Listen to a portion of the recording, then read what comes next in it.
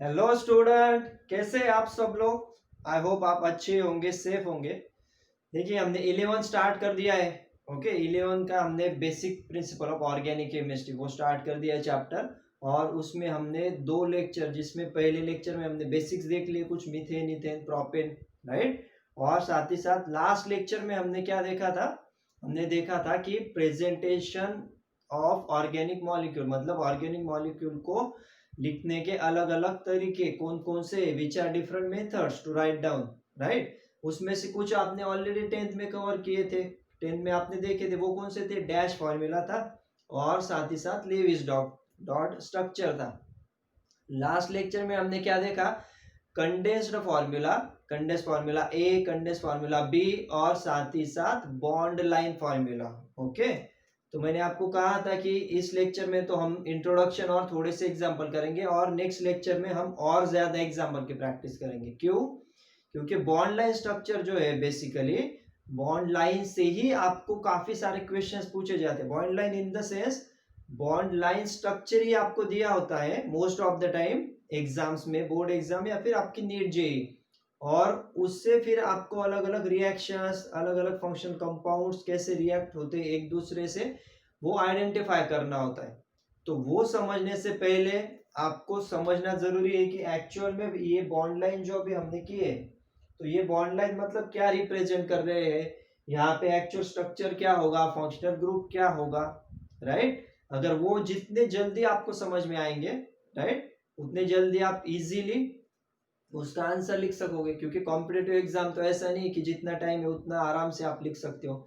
वहां पे क्या है, टाइम लिमिट रहता है, एक एक मिनट, कुछ सेकंड्स आपके लिए इंपॉर्टेंट रहते हैं हर एक क्वेश्चन के लिए। तो वो टाइम आप जितने जल्दी सेव करोगे, कैसे, स्ट्रक्चर को आइडेंटिफाई करके, तो आप इजीली आंसर्स लिख सकते हो, राइट।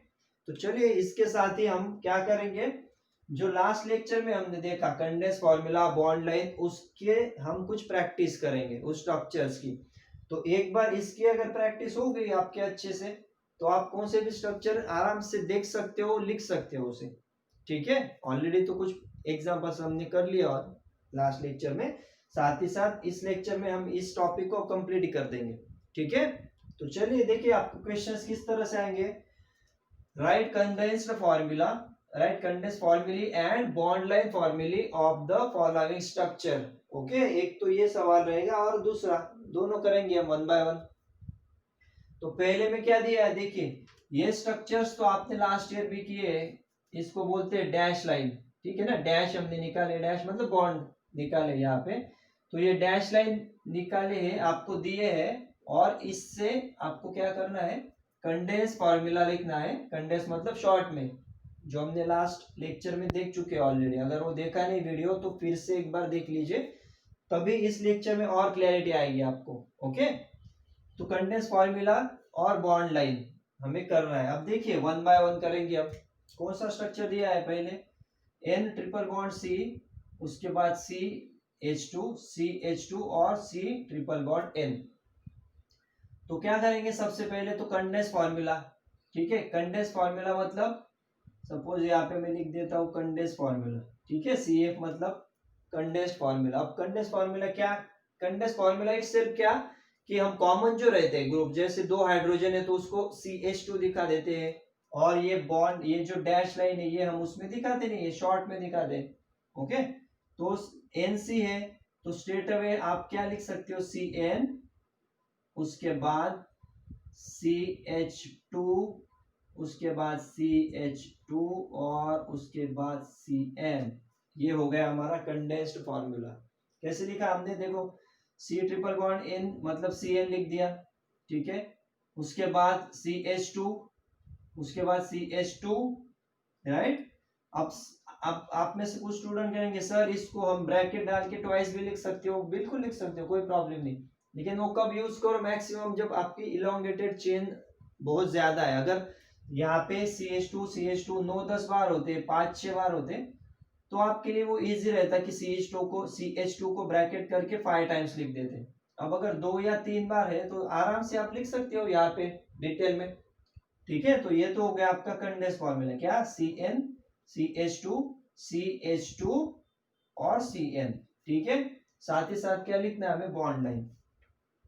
ठीक है, अब बॉन्ड लाइन फॉर्मूला, ठीक है, BL मतलब बॉन्ड लाइन फॉर्मूला, ठीक है, समझने के लिए। अब मैंने आपको क्या कहा है बॉन्ड लाइन के लिए, सबसे पहला काम आपका होगा कि जितने कार्बन है, राइट, जितने कार्बन है स्ट्रक्चर में पहले वो काउंट करो और उतने डॉट्स कनेक्ट कर दो एक दूसरे से। मतलब यहाँ पे कितने देखिए 1 2 3 4, तो 1 जहां से स्टार्ट कर रहे हैं, जहां पे आप मार्कर पेन लिख यहाँ पे स्टार्ट कर रहे हो वो आपका पहला हो गया। उसके बाद 2 3 4, देखिए 1 2 3 4, 1 2 3 4, ठीक है। और यहाँ पे एक तो CN इस तरह से भी लिख सकते हो आप, CN, और अगर इस तरह से दिखाना है C ट्रिपल बॉन्ड N तो भी दिखा सकते हो। अगर ऐसे के ऐसे भी लिख दिया तो भी कोई प्रॉब्लम नहीं है, अगर CN भी दिखा दो तो भी चलेगा। Okay, clear. अगर यहाँ पे N लिखते, CN की जगह पे अगर N लिखते तो इसका मीनिंग अलग हो जाता है ना।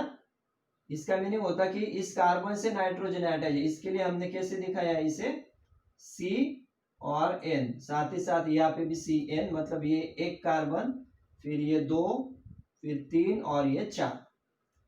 क्लियर, ये हो गया इसका बॉन्ड लाइन स्ट्रक्चर, ये हो गया इसका कंडेंस्ड फॉर्मूला। ठीक है, same in case of this one.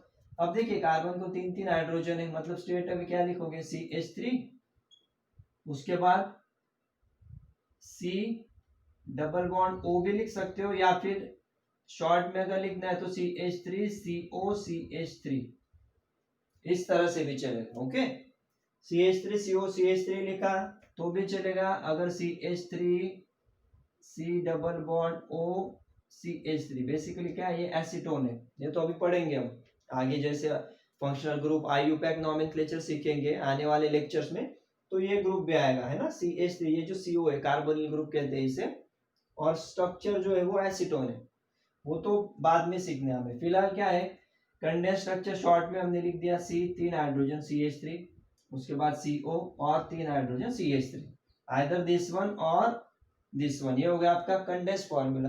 अब बॉन्ड लाइन के लिए क्या है, फिर से वही काम करना है आपको। कितने कार्बन से, 1 2 3, 1 2, चलो यहाँ पे नीचे लिखते हैं थोड़ा, 1 2 3।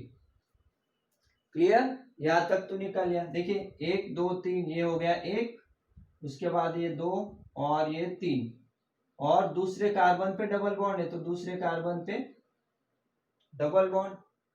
Clear, easy.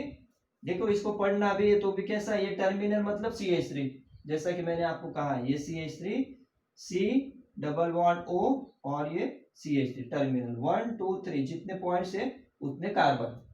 क्लियर, ये हो गया दूसरा। अब इसके केस में भी देखिए कंडेंस कैसे लिखोगे, कार्बन और 3 हाइड्रोजन, मतलब स्ट्रेट अवे CH3, उसके बाद CH2, उसके बाद ये तो शायद हमने लास्ट लेक्चर में कवर भी किया है, CH2 और COOH, CH3 CH2 CH2 COOH, butanoic acid है, वो भी नाम देखेंगे अब।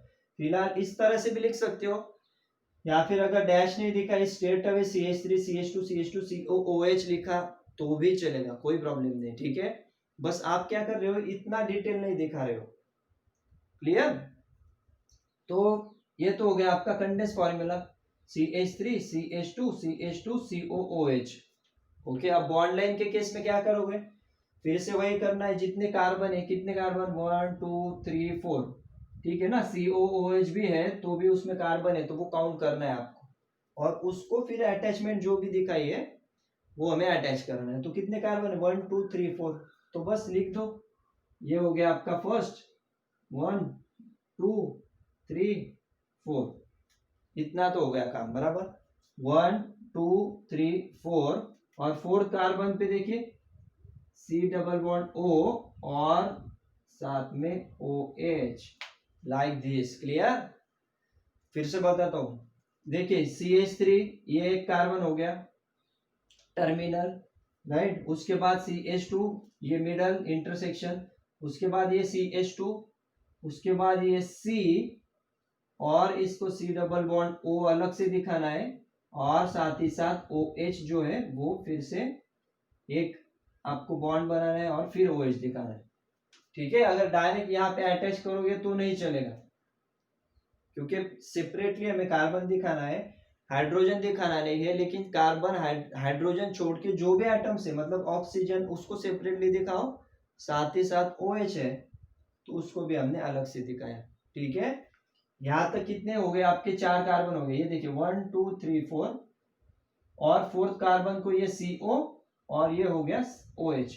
मतलब इसको अगर रीड भी करना है आपको स्ट्रक्चर को, तो कैसे रीड करोगे, CH3 CH2 CH2 COOH। ये देखिए वही स्ट्रक्चर, ये हो गया आपका बॉन्ड लाइन, ये हो गया कंडेंस्ड फॉर्मूला, और ये हो गया डैश लाइन। क्या डिफरेंट है उसमें, कुछ भी डिफिकल्ट नहीं है, बहुत इजी है। बस आपको आराम से एक एक स्ट्रक्चर धीरे धीरे देखना है और खुद से लिख के प्रैक्टिस करनी है। ओके, ऑर्गेनिक केमिस्ट्री में मैं बार बार आपको यही चीज कहूंगा कि राइटिंग में प्रैक्टिस करो। आप जितनी राइटिंग में करोगे उतनी इजीली समझ में आएगा। अब देखने के लिए तो बहुत इजी लगेगा ये, लेकिन आप जब खुद प्रैक्टिस करोगे तो और ज्यादा क्लैरिटी आएगी, और वो लाइफ टाइम या फिर ज्यादा टाइम के लिए याद भी रहेगा आपको। ठीक है, तो ये तो हमने सॉल्व कर लिया पहला question, right the condense formula and bond line formula, right. अब ये देखिए दूसरा क्वेश्चन क्या, right dash formula for the following bond line formula. मतलब क्या, यहाँ पे हमें डैश लाइन मतलब डैश फार्मूला निकालना है, बॉन्ड लाइन स्ट्रक्चर दिए है ना, ये देखिए सब बॉन्ड लाइन है, तो इसमें C और H कार्बन और हाइड्रोजन छोड़ के जो भी एटम्स है अलग, वो अलग से अटैच किए हैं। तो इनको लिखने की सिंपल ट्रिक क्या है, अब डैश फार्मूला निकालना है।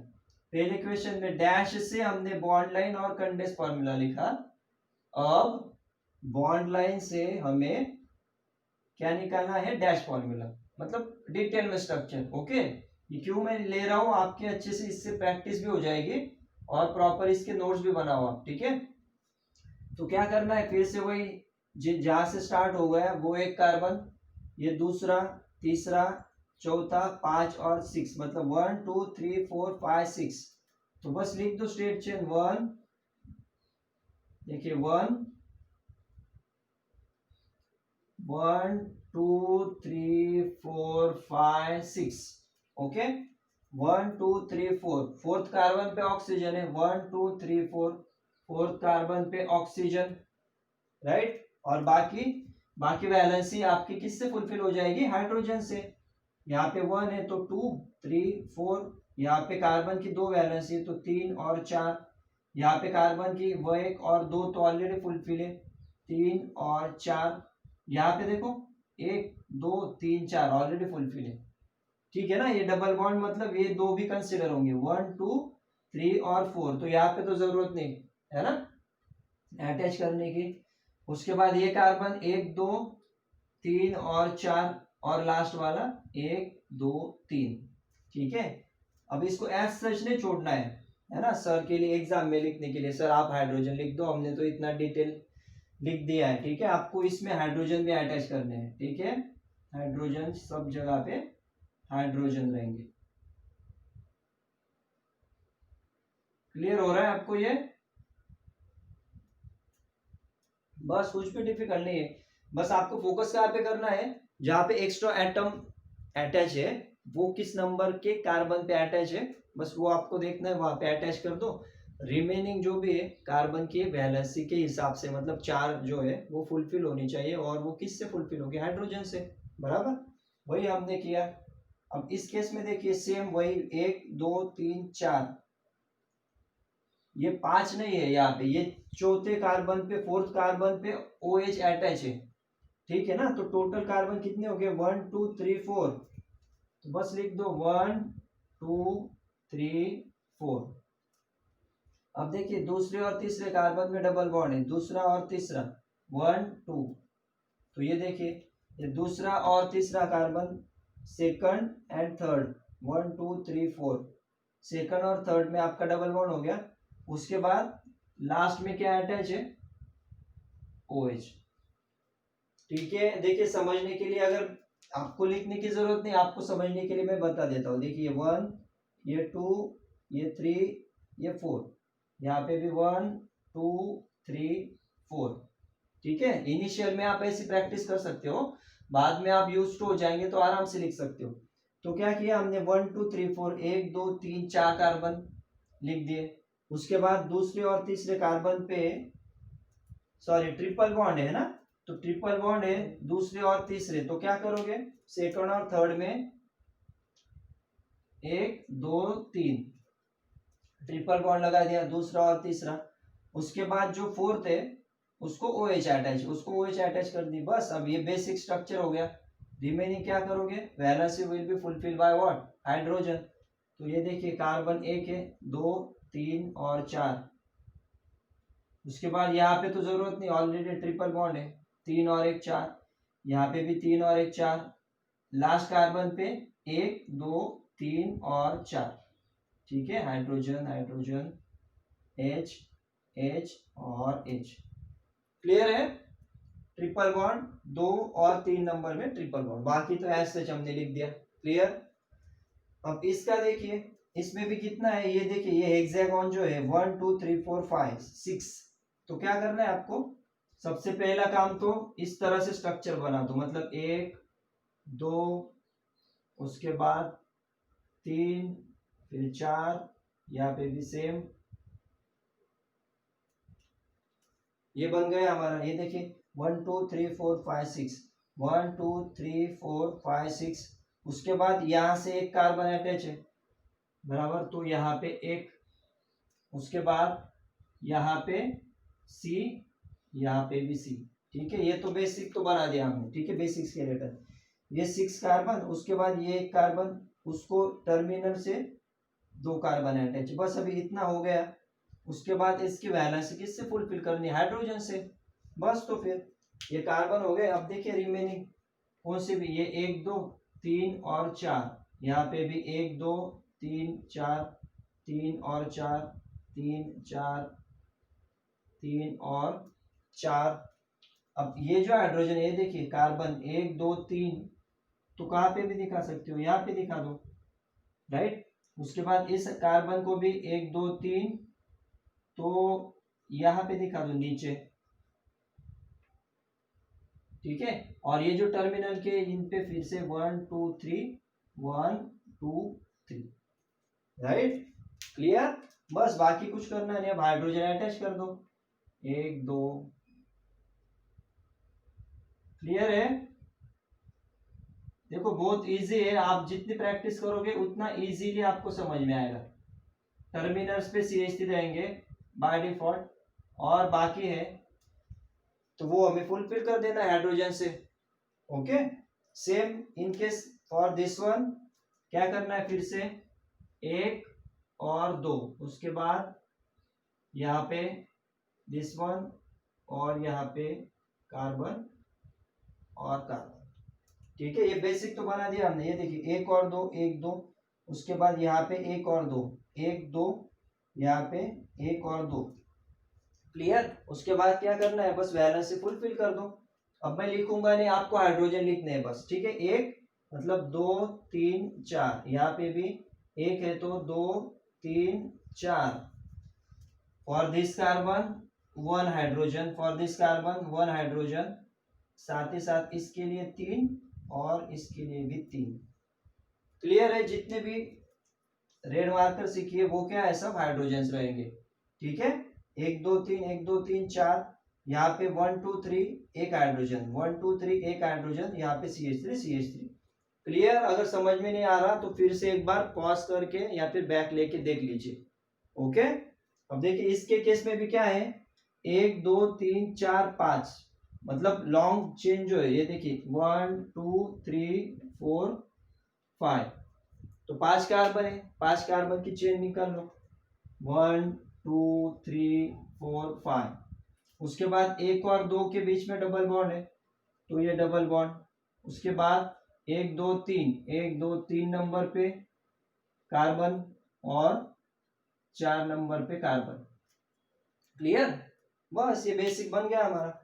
1 2 3 4 5 1 2 3 4 5, ये आपको नंबर नहीं देने, आपको समझने के लिए बस मैंने यहाँ पे लिखा है। ठीक है ना, बाकी वैलेंसी 1 2 हो गई, उसके बाद 3 और 4 यहाँ पे 1 2 3 एक ही होगी, उसके बाद 1 2 3 यहाँ पे 1 1 2 3 1, यहाँ पे 3, यहाँ पे 3 हाइड्रोजन, यहाँ पे भी 3। क्लियर है? बस हाइड्रोजन अटैच कर दो, जितने भी डैश दिखा है वहां पे बस आपको हाइड्रोजन अटैच करना है, ठीक है ना। Same in case of this one, देखिए यहाँ पे 1 2 3 4 5 6 7, टोटल 7 मेंबर्स की कार्बन चेन है, ठीक है। तो लिख दो 1 2 3 4 5 6 7।